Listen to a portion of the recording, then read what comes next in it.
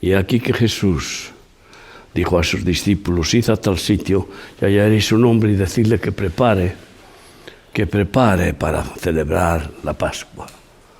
Y entonces ya estuvisteis en el aposento alto, pero no creemos que fue ese lugar donde celebró la Pascua Jesús. Pero debía ser por ahí, aunque, como dice David, también pudo ser en una parte del templo. El asunto es que celebraron la Pascua, el Señor se quitó el talit, renunció a su talit y se puso una toalla y se puso a lavar los pies a sus discípulos, lo cual significaba que tenía que ponerse de rodillas. Yo no te puedo lavar los pies estando de pie y agachándome, porque acabaría, lavar a los 12 discípulos acabaría pues arriñonado. Entonces se tuvo que poner de rodillas para hacerlo. Y cuando llegó a Pedro, soberbio, a mí tú no me lavas los pies, soy yo quien te los tengo que lavar a ti. Yo soy el que tengo que hacer ese sacrificio. Yo soy el que debo llevar esa parte. Y Jesús le contestó, si no te lavare los pies, no tendrás parte conmigo. Ahora la pregunta que os hago, si solo lavó los pies a sus discípulos, y si no lava los pies a otros, entonces solo los discípulos tienen parte con Cristo. Los creyentes no tienen parte con Cristo. Los creyentes son religiosos y simpatizantes, pero no tienen parte con Cristo. Los que tienen parte con Cristo son los discípulos consagrados a Él, que dejan, si hace falta, padre, madre, esposa, hijos, la casa y todo por servirle. Y eso es lo que mandó. Ya compartí que Jesús hizo discípulos para comenzar su ministerio. Id por todo el mundo y haced discípulos a todas las naciones, no creyentes, no. Y entonces cuando Jesús le dice eso a Pedro, ¿cómo? Pues lávame todo el cuerpo, porque yo quiero tener parte contigo, lávame todo lo que quieras. Y Jesús le dijo, solo los pies, porque el resto está limpio por la palabra que os he dicho. Y pues le lava los pies, ¿no? Y después se ponen a cenar y Jesús dice, uno de vosotros me va a traicionar. Fíjate qué fe tendrían los discípulos que no sabían si le iban a traicionar o no. No sabían. Pedro, el más enfático, dijo que daría la vida por él. Y esa misma noche que lo dijo, le traicionó 3 veces antes de que cantara el gallo. Fíjate qué poca fe de que no le iban a traicionar, que empezaron a decir, soy yo, Señor, soy yo. ¿Te imaginas? Tener que preguntarte si tú eres el que vas a traicionar a Jesús. No es consecuente a una verdadera fe. El que tiene la verdadera fe antes muerto que traidor a Cristo. Y entonces vino Judas y mojó del plato, como es costumbre en Israel y hoy todavía. Agarran en la pita y te mojan en el plato el humus que tienes en tu plato o la salsa, para compartir, tener comunión. Y entonces Judas mojó en su plato. Y cuando decían, soy yo, Señor, el que moja en mi plato, ese es. Y le dijo a Judas, anda, ve, y lo que tengas que hacer, hazlo pronto. Cuando comió de ese pan que mojó del plato de Jesús, le entró el demonio. Fue poseído, no tuvo retroceso. Y sabemos entonces que llegan los fariseos y los soldados con Judas al monte de los Olivos, después de que Jesús ora 3 veces hasta sudar sangre y los apóstoles no le acompañan, sabemos que Judas le besa y Jesús le dice, con un beso del hombre, vienes a traicionarlo, ¿no? Pero es importante que entendamos qué pasó después de esa cena, que Judas se marcha a cumplir su misión y los discípulos quedan con sus pies lavados, terminan la Pascua y entonces vienen al Monte de los Olivos cantando salmos. ¿Por dónde? Salen del monte de donde está el templo por la puerta del este. Esa que os he dicho que se abrirá para que dé lugar a la entrada al lugar santo y santísimo cuando se restaure el templo. Por ahí entraba y salía Jesús, porque él iba derecho al lugar santo y santísimo. Y salen por ahí cantando himnos. Y entonces es cuando llegan aquí y tienen ese encontronazo. Y bueno, pues Jesús es llevado preso.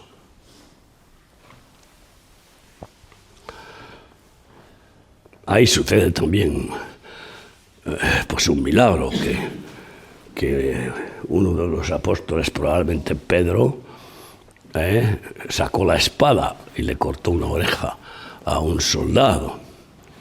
Y Jesús le recriminó. ¿No crees que si yo quisiera podrían venir una legión de ángeles para estar conmigo?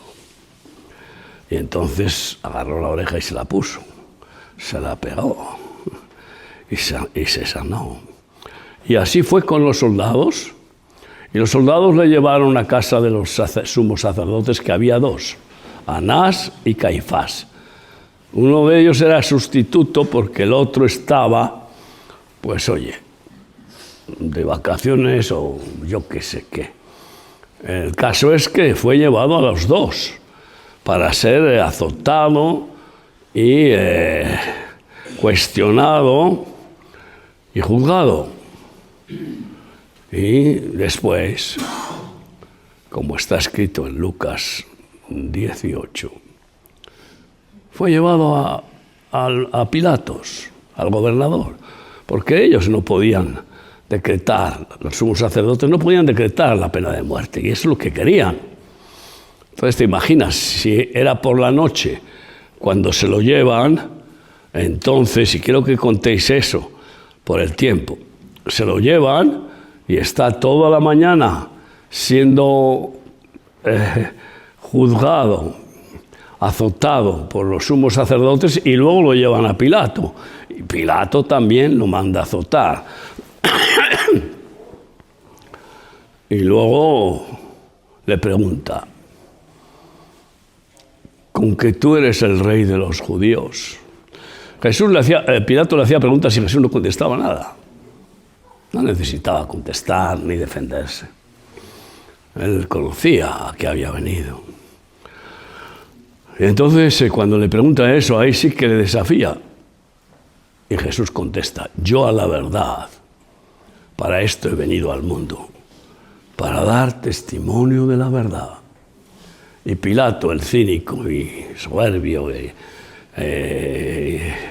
ignorante absoluto, dijo, ¿la verdad? ¿Qué es la verdad? Como diciendo, la verdad no existe.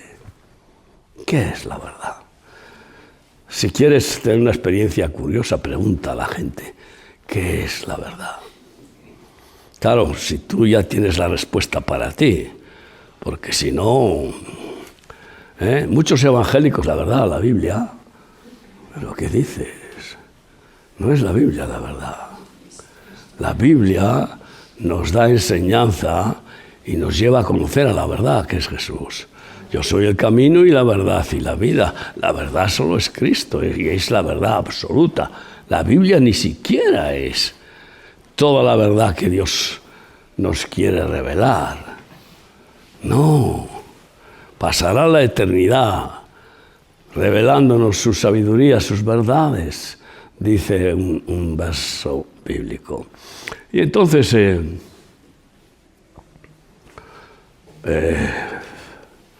¿qué es la verdad? Dice. Cuando una persona dice eso, ya no pinta nada. Me gusta una especie de dicho de un filósofo muy antiguo que dijo: el que encuentra la verdad por la mañana ya puede morirse por la tarde. Punto. Porque ahí está toda la vida. Encontrar la verdad.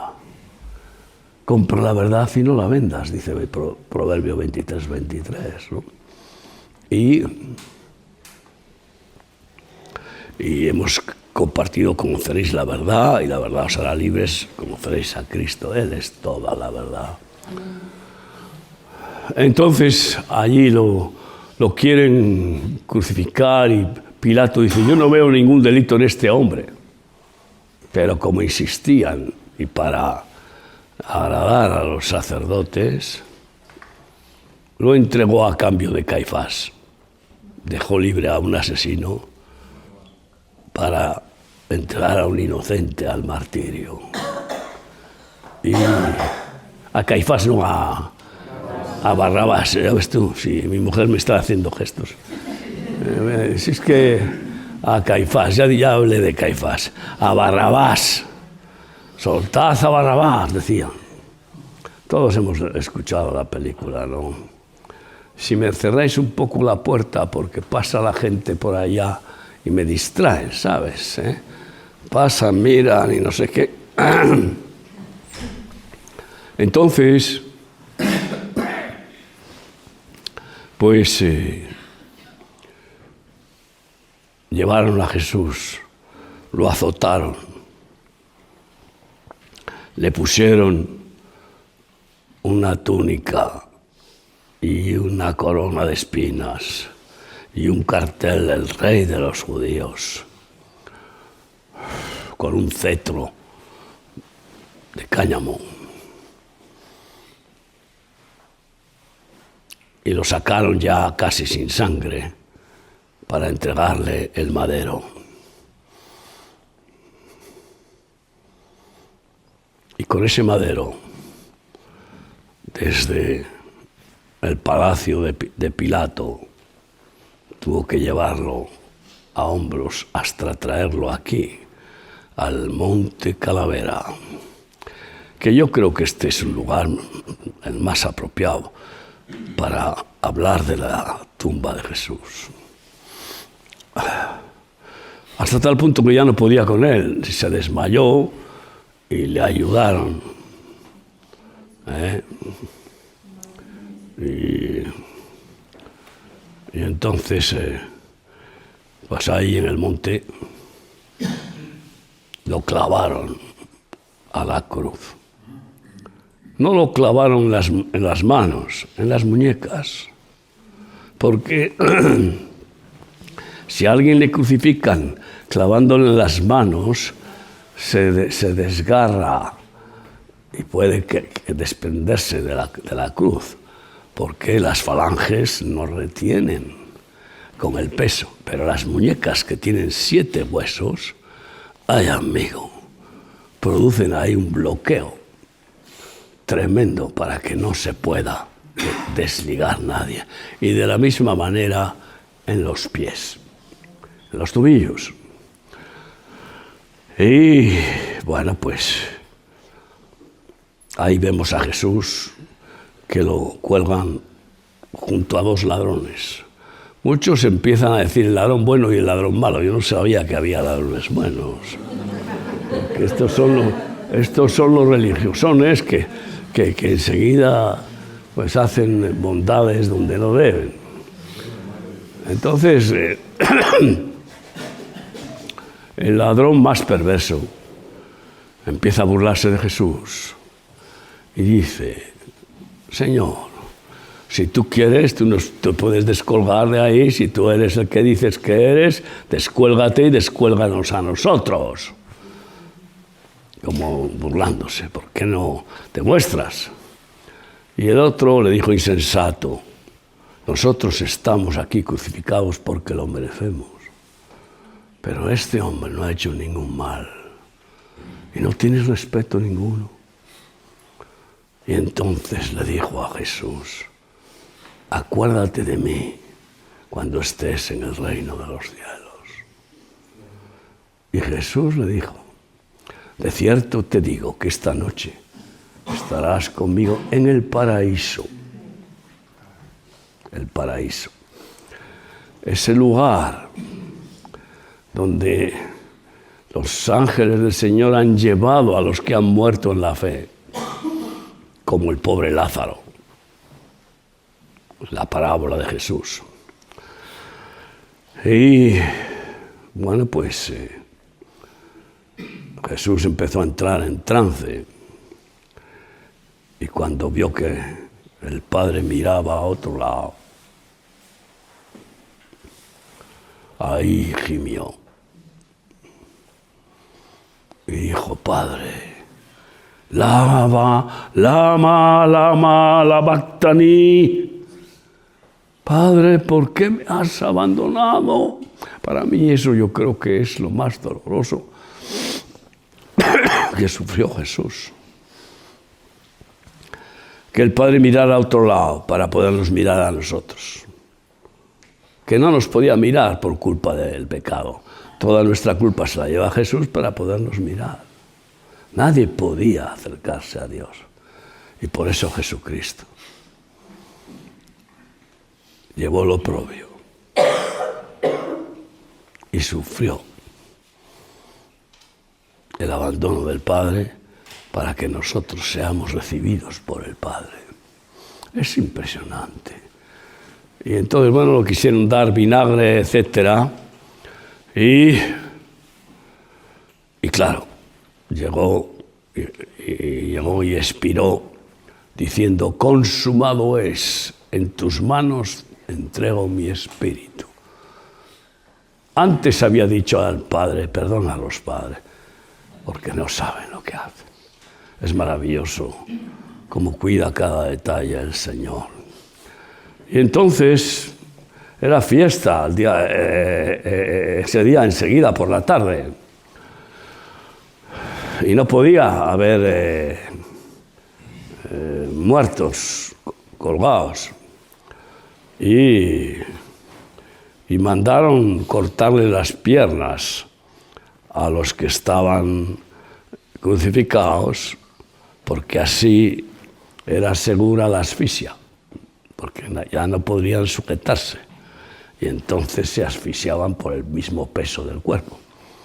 Pero había una profecía que ningún hueso suyo sería quebrado, y entonces no le cortaron las piernas, pero un tal, bueno, dicen que fue Longino, ¿no? Le agarró la lancha motora, como estoy, la lanza, y se la clavó en el costado, donde el corazón. Es impresionante. ¿Qué significa eso? De ahí salió la poca sangre que le quedaba y agua. Y así nació la Iglesia de Jesucristo, igual que del costado de Adán le quitó una costilla y hizo a Eva. Así Jesucristo sufrió ese lanzazo para dar a luz a su Iglesia con sangre y con el edema pulmonar que tenía, agua de su corazón. Y bueno, pues José de Arimatea, que tenía confianza que Jesús era el Mesías, pidió que se le entregara el cuerpo. Y le permitieron, pero con soldados para controlar la tumba, porque había rumores de que él iba a resucitar al tercer día. Y decían: no vaya a ser que roben el cadáver y digan que ha resucitado y tengamos aquí un un cacao de un martirio falso. Pero al tercer día, y ahí es donde voy para un secreto que quizá muchos no sabéis. ¿Cuándo murió Jesús? ¿Cuándo resucitó Jesús? No puede estar 3 días y 3 noches. Cuando pedían señales milagrosas, Jesús les decía a los fariseos: no os daré ninguna señal, salvo la señal de Jonás, que estuvo 3 días en el vientre de la bestia marina, y 3 noches, y después fue vomitado. Y él muchas veces decía: destruid este templo, hablando de sí mismo, y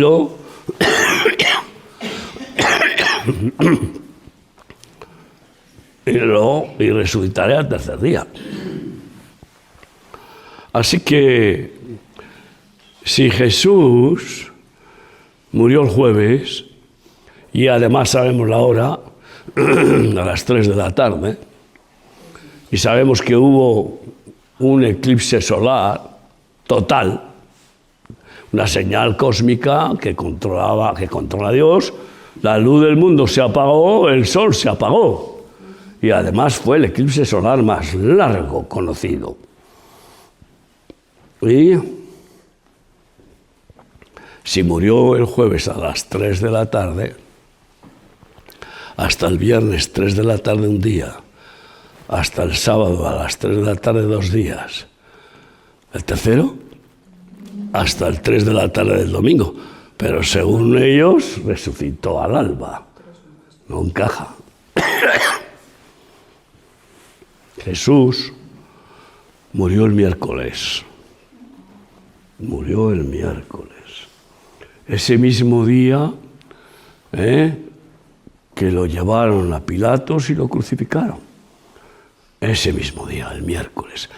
El Shabbat lo celebró el martes, cuando lavó los pies a sus discípulos. Y a la noche del martes, cantando, vinieron al Monte de los Olivos. Y toda la noche le estuvieron martirizando. Y el día del miércoles también.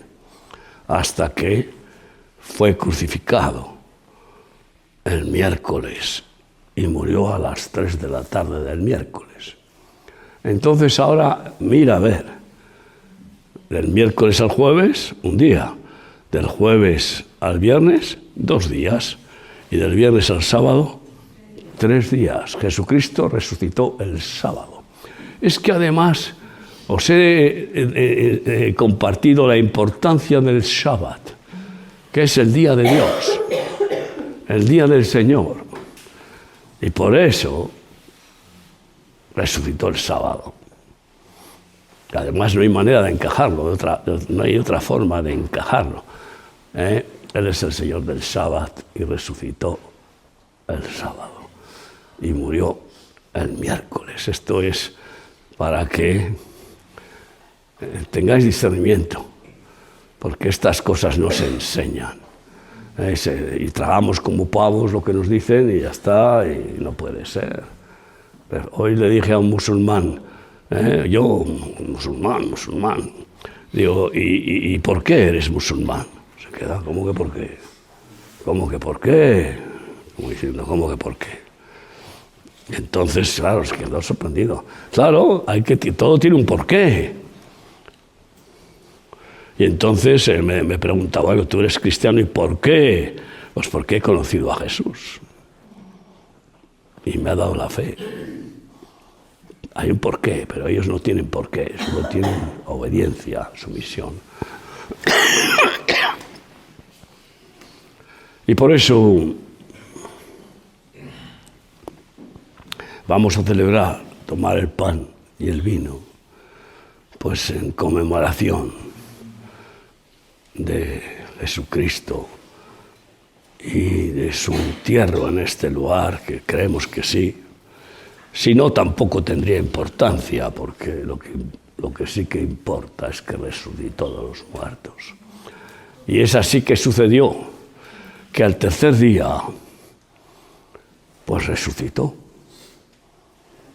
Y vinieron unos ángeles y se produjo un terremoto y los soldados quedaron espantados y huyeron despavoridos y abrieron la tumba y Jesús resucitó. Cuando vinieron al alba algunas hermanas sin que ni siquiera amaneciera, lo cual no era muy perceptivo porque no podían por la noche moverse, no podían moverse. Y entonces encontraron la tumba vacía. Todos los evangelios narran la resurrección de Jesucristo y tienen detalles que encajan con lo que os estoy diciendo. Si queréis escudriñarlo, hacerlo. Pero lo importante es que resucitó al tercer día. Y se presentó primero delante de las mujeres. Y quisieron abrazarle. Mira cómo dicen las mujeres, ¿ves? Claro, cómo no. Qué importantes somos. Sí, bueno, lo sois. Pero quisieron abrazarle y dijo, no me toquéis, porque aún no he ido al Padre. Fíjate. Entonces, Jesús, pues, estuvo resucitado 40 días y presentándose delante de sus discípulos en distintas ocasiones, atravesando las paredes. Y en una ocasión que estaban todos y estaba también Tomás, el incrédulo, que cuando le dijeron el maestro ha resucitado, él dijo, yo si no le veo y meto mis dedos en su llaga y mi puño en su costado, yo no voy a creer. Y Jesús apareció y le dijo, Tomás, aquí estoy, mete tu dedo en mis llagas y tu puño en mi costado. Entonces Tomás cayó de rodillas y adoró y adoró. Lo triste es que hay un pasaje que me hace sufrir, que le vieron resucitados todos, pero dice, pero algunos dudaban. Y yo, desde que estoy en Cristo, no creo que exista la duda. Existe la ignorancia o la soberbia, pero no la duda, porque las cosas son o no son y punto. Lo que no está claro es que sepamos cuál es la realidad. Y algunos dudaban, pero también no me extraña, porque hasta que no fueron llenos del Espíritu Santo, no tuvieron esa convicción total, esa confianza absoluta en Jesús, y no experimentaron ese nuevo nacimiento que les llevó a consagrarse por completo a servir a Cristo. Ahí donde estás, cierra tus ojos.